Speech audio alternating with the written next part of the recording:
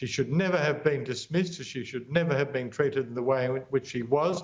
It does appear, as she's saying, a case of workplace bullying, in contrast with the performance of the Prime Minister in relation to the behaviour, for example, of some of his other ministers over time. And all eyes are going to be on the chair of Australian Post this afternoon, and he's also due to give evidence of that Senate inquiry. We'll be watching that very closely, of course, here on Sky News. That was due to kick off at 1:15 Eastern Time. It looks like it might be pushed back a little bit, but we'll keep an eye on that for our viewers, of course.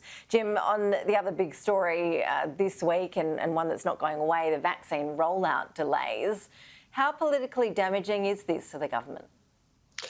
Well, what I would say about this is I think it puts the government in a fairly precarious position, because now you're seeing not only some members of the health community, if I can put it that way, the medical community, the epidemiologists and so on and so forth, questioning the decision by the government now not to have any targets, as it were, for the delayed rollout of the vaccine, but members of the business community too getting in on the act and saying that targets are needed to give business confidence, because what we're seeing is the absence of confidence, both in terms of the public and public health, in terms of what they think about the, pardon my dog, the way in which they think that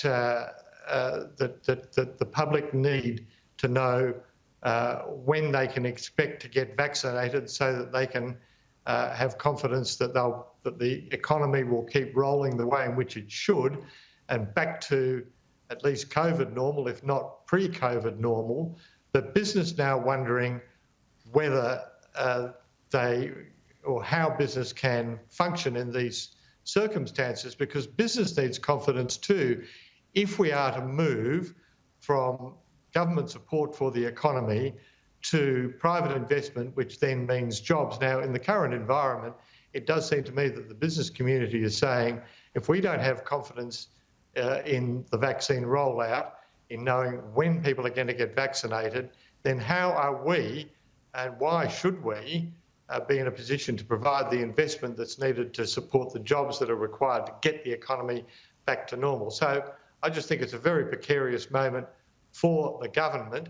It does have political implications. We haven't seen that to a great deal yet. The question is whether we do. And that also then makes the budget next month very, very important indeed, in terms of what we can expect from the government in terms of its ability to inspire confidence via that document in enabling the economy to get back to something like normal.